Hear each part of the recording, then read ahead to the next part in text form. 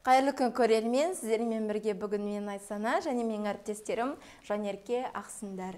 Сіздермен бірге бүгін біз достықтың құны, яғни қазіргі замандағы дос арасындағы қарым-қатынас туралы талқылайтын боламыз. Енді сіздерге сұрақ, достықтың мәні неде деп ойлайсыздар? Достықтың мәні деген енді әркім үшін әртүрлі болуы мүмкін. Біреу енді басқа ақша үшін дос болуы мүмкін, біреу басқа үшін өзінің пайдасы үшін дос болуы мүмкін, біреу шынайы дос болуы мүмкін, мысалы. Ал негізінде достықтың мәні мен үшін ол екі арадағы сенім, қолдау бір-біріне деген, және де ең бастысы әрбірінің таңдауына деген құрмет. Ал мен үшін достық деген ол адамдар арасындағы өзара түсіністіктен пайда болатын шынайы сезім деп білем. Яғни достық ол біздің өміріміздегі маңызды рөл атқаратын сезімдердің бірі. Достық ол қалай айтсам болады, ол қазіргі таңда енді дос деген атқа лайық болып жүретін адамдар өте аз, өте санаулы, саусақпен санап аларлықтай. Мен үшін достық дегеніміз ол түсіністікті бірінші орынға қоятын адамдар деп білем. Ал енді балалық шақтағы достық пен ересек шақтағы достықтың айырмашылығы неде деп ойлайсыздар? Балалық шақтағы достық ол біздің кіршіксіз таза сезімімізден пайда болатын достық деп ойлаймын. Себебі бала кезімізде біз ешкімге ешқандай артық ойымыз жоқ, көңіліміз таза, пәк көзбен қараймыз бәріне. Ал өсе келе біз адамдардың қандай пиғылмен, қандай мақсатпен сенімен дос бола алатындығын түсінесің және ара жігін анықтап дос боласың. Айырмашылық осы да. Ал сен бала кезінде ешкім таңдамай, адамдарды талғамай дос бола берсең, ал ересек кезде уже сен адамдарды таңдап бақылай бастайсың.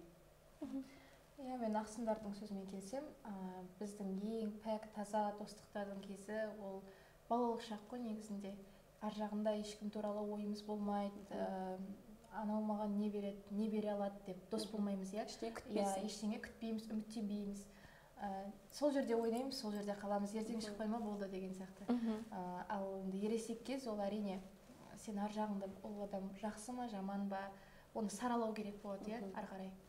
Айырмашылық осы да деп ойлаймын. Балалық шақтағы достық сол көшеде кездесіп, шалшық судан секіргеніне мәз болып, үйге кірсем мама жібермей қалады деген уайыммен өткен достықтың бірі. Сіздердің ойларыңызбен толықтай келісем. Енді ересек болғасын жауапкершілік те көп болады.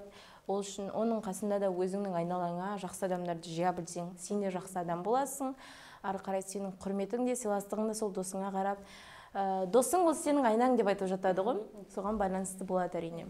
Енді кезекте сіздердің ойларыңызша материалдық тұрғыдан көмек беру достықты нығайта ма, әлде арадағы достыққа сын келтіре ме? Негізінде енді материалдық дүние ол әрине арада кішкене бір араны бұзуы мүмкін. Менің ойымша енді шынайы дос болатын болса, сол адамға қатты жаның ашитын болса, егер көмек бергің келіп тұрса, сол бір ақшаны мысалы бере салу керек, былайық бере салу керек. Маған ешқандай ештеңе керек емес, мен саған осындай кезде көмектесем деген сияқты.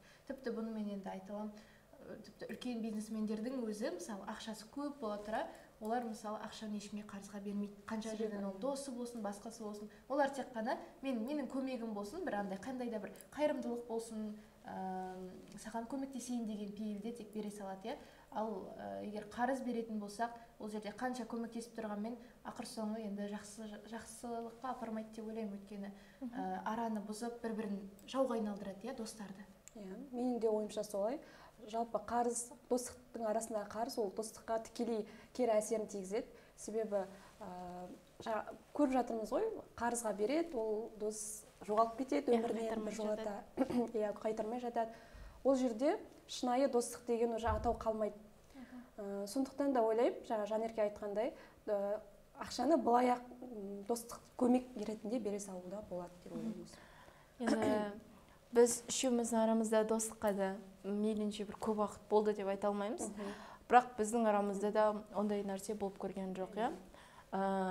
Достық бар жерде достың арасында ақша жүрмейді деген ортада мәміле болған, түсінік болған жақсы деп ойлаймын. Себебі ондай жағдайда ешкім ешкімге қарыз болып қалмайды, ешкім ешкімнің алдында кінәлі болып саналмайды.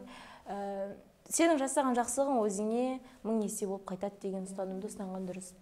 Ал енді тағы да бір сұрақ қойғым келіп отыр. Сіздер достықтың қазіргі уақыттағы құндылықтары өзгеріп бастады деп ойлайсыздар ма? Қай жағынан өзгере бастады?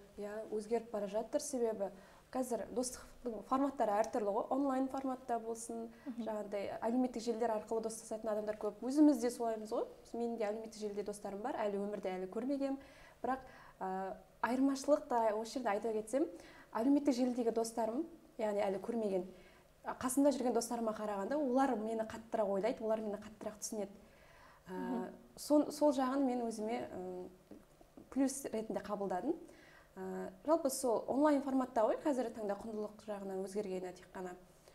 Оның да үлкен айырмашылығы бар. Бір жағынан да жаңағы минусын айта кетсек, сен оны әлі білмейсің, дұрыс танымайсың, тек қана арадағы сөздер арқылы ғана танисың. Шынайы өмірде басқадан шығар. Шынайы өмірде басқаша шығар, білмейміз ғой. Бірақ қазіргі таңда достықтың құндылықтары өзгеріп бара жатыр. Ол құндылықтарды сақтап қалу ол тікелей өзімізге байланысты.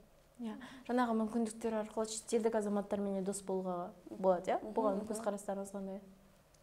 Сіздің ойыңызша құндылықтар қалай өзгеріп бастады? Мен үшін енді құндылық ол жаңағы айтып кеткендей бір-біріне деген, былайша орысша айтқанда выгода ғой, бір-біріне деген, мысалы қандай мен ол адамнан не ала аламын, пайда мысалы, қазіргі уақытта сондай. Мысалы кез келген адаммен біз жай ғана дос бола бермейміз, жай ғана бір тұспа-тұс кездесіп қалған кез болады, оның өзі де бірдеңе керек болған жағдайда, мысалы мынадан мен бір нәрсе алуым керек, мынадан бүйтуім керек, сөйтуім керек деп осылай бүйтіп дос болып, соңында алатынын алып, одан кейін кетіп қалатындар да бар, ақыр соңында ажырап екі жаққа. Құндылық қазіргі мысалы бір-біріне деген сол пайдада деп ойлаймын. Ал енді бізде мынандай түсінік бар ғой, жақсы дос ол сенің, сен оның бейнесі деген сөзді қалай түсінесіздер? Оның түп мағынасы қандай деп ойлайсыздар? Бізде қазақта сөз бар ғой, сен маған досыңды көрсет, мен сенің кім екеніңді айтып беремін деген. Сол сөзбен тікелей синонимдес болып тұр, бұл сенің айтқаның. Жалпы дос адамның айнасы шынымен де. Сол үшін сен өзің қандайсың, сен жаныңа сондай адамдар тартасың, энергия арқылы болсын немесе. Жалпы сен өзің қандай болсаң, досың да дәл сондай болу тиіс, себебі сен өзің адал достыққа шынайы болып, қасында сатқын достар жүрсе, ол жерде бір үлкен, қалай айтсам болады, әділетсіздік орнайды. Сондықтан сен өзіңе қай жағынан болсын, түсінік жағынан болсын, жаңағыдай өзің өмір сүрудегі қағидаларыңа ұқсас адамдарды өзің өміріңе тартқан дұрыс деп ойлаймын. Себебі жалпы мен өзім солай ойлаймын. Жалпы енді ол жерде мысалы әрбір досымыз біздің айнамыз деп айтамыз, не үшін олай? Мен ол нәрсеге келсем, себебі үш адам болып, үшеуміз де егер бір діни мәселедегі адам болатын болсақ, төртінші адамда қосылатын болса, ол да біздің ортаға қосылып сондай адам болады. Ол дос деген ол әр кезде орта. Бізді жетелейтін де, жоғарға жетелейтін де, төменге бір түсіретін де бір сондай бір орта. Мысалы үшеуміз отырып, сол төртінші адам басқа бір жақтан келетін болса, біз үшеуміз не нәрсеге ереміз, үшеуміз не нәрсені бір тұтамыз, сол нәрсеге қарай барады ол кісіде. Сол үшін де кез келген біздің қасымызда жүрген досымыз, ол біздің айнамыз. Бірақ мен ойлаймын негізінде, біз айтамыз ғой, енді 100 теңгең болғанша 100 досың болсын деп, бір көп досы бар адамдар болады ғой, бір блогерлер болсын, менің андай досым бар, мұндай досым бар деп. Бірақ олардың өзінде де керісінше көп досы бар адамның керісінше досы жоқ сияқты меніңше. Бір андай шынайы, бір қиын кезде табылатын достары болмайтын секілді менің ойымша. Ол жай ғана публикаға ойнайды дегеніміз келеді ғой. Ол жерде айна да басқасы да ойнамай қалады, ол кісінің. Енді сіздердің айтқандарыңызбен толықтай келісем, себебі мысалға біз үшеуміз үш түрліміз. Мысалға ақсындар діни бағытты ұстанады, сен көбіне бизнес бағытын көп ұстанасың, мен білім жағынан жақсымын деген сақтада. Біз үшеуміз үш түрлі болғанымыздың бір жақсысы, біз үш бағытта дами аламыз. Үш бағытта да біз бір-бірімізге көмек бере аламыз, түсінігіміз кеңейеді, біздің алған біліміміз арта түседі. Егер бізге төртінші адам келіп қосылса, біз оны тек қана жақсы жаққа, жақсы нәрселерге ғана жетелейміз деп бір-бірімізді толықтырып тұрамыз. Ішеміз ішіп. Егер біздің арамызда бір адам жоқ болса, біздің уже көрініп тұрады да, кім жоқ екені, орны білініп. Себебі, мысалға, қандай жағдай болса да, біз бір-бірімізге көмек беріп келеміз. Тек қана оқуда емес, өмірде де біз дос болып көрдік. Шынайы достықтың не екенін сезіндік. Достықтан үшеуміз бір шамасын алдық қой. Кімнің көмегі қай жерде тиеді, бәрін білеміз үшеуміз де. Мысалы, Ақсындар екеуміз бір проблема туындаған кезде көбінесе бізде Айсана шешеді проблемаларды. Ақсындар екеуміз отырып, мен осы жерде Айсана болғанда ғой, осылай шешетін еді, естіп беретін еді, бізге сөйтіп беретін еді деп сөйтіп айтамыз. Содан кейін біз Айсана екеуміз бөлек болған кезде басқаша былай Ақсындардың осы жерде діни несі керек еді, сөзі керек еді. Мына жерде болғанда Ақсындар жылап қалатын еді, мына жерде өткенде көңіл болса көтетін еді деп сөйтіп айтатын едік. Арамызда ондай нәрселер көп болды. Ал енді сіздерге тағы бір сұрағым бар. Жалпы осы дос болып жүргенде, достық қарым-қатынас құрғанда қандай бір қызықты оқиғаларға тап болдыңыздар? Шынымен де бұл адам менің нағыз мен ойлайтын досым, достықты мен осы адамнан көрдім деген сияқты қандай оқиғалар болды, сонымен бөліссеңіздер? Менің өмірімде бір маңызды бір достық болды деп айта алмаймын. Себебі мен қашанда достықтан жол болмайтын адамның қатарынамын. Қазір көзіме жас келіп отыр, себебі сендердей дос тапқаныма мен қатты қуаныштымын, бағалаймын қатты. Менде бір маңызды бір оқиға болған жоқ өмірімде достыққа қатысты, бірақ сендерді атап өткім келеді. Сендермен болған қызықты оқиғалар өте көп, өздерің де білесіңдер. Соны біреумен бөлісе кетсең, өзіңе қатты бұл екеуі мен өмірде тапқан ең шынайы достарым дегендей. Мен қашанда қуанышты сәтінде де, қиындық болған сәтте де тек екеуіңе ғана хабарласады екен. Мен жалпы тек екеуіңді ғана іздеймін. Сол кезде сендер тіпті бір сәтке кідірмесе маған көмектесесіңдер. Мен сол үшін сендерге алғыс айтқым келіп тұр осы сәтте. Достықтың не екенін сендер маған түсіндірдіңдер десем болады. Ал сенде қандай оқиға болды? Менде енді бір Ақсындар айтқандай менде де бір елеулі адам болған жоқ. Бір дос деп бүйтіп қоятын, мынау менің бір жақын досым болды. Осы адаммен мен 10 жыл дос болдым, 15 жыл дос болдым дейтіндей дос болған жоқ менде де. Бірақ біршама ортам болды. Мен негізі көбінесе андай көп адаммен бір дос болатын адамдардың бірімін. Бір ортамды жинап жүретін адамдардың бірімін. Сол банаға айттым, мысалы, көп досы бар адамның нағыз досы болмайды деп. Сол өзім туралы негізі шынында. Көп досым бар, менің айтатын болсақ енді, ана досым бар, мына досым бар, мына адаммен подружкамын, мына адаммен бір доспын деп естіп айтамыз. Бірақ егер қиын бір сәт болған жағдайда маған қасымда ешкім қалмайды, ешкімге соға алмаймын, ешкімге жаза алмаймын. Тек қана сендер болдыңдар, оны білесіңдер өздерің.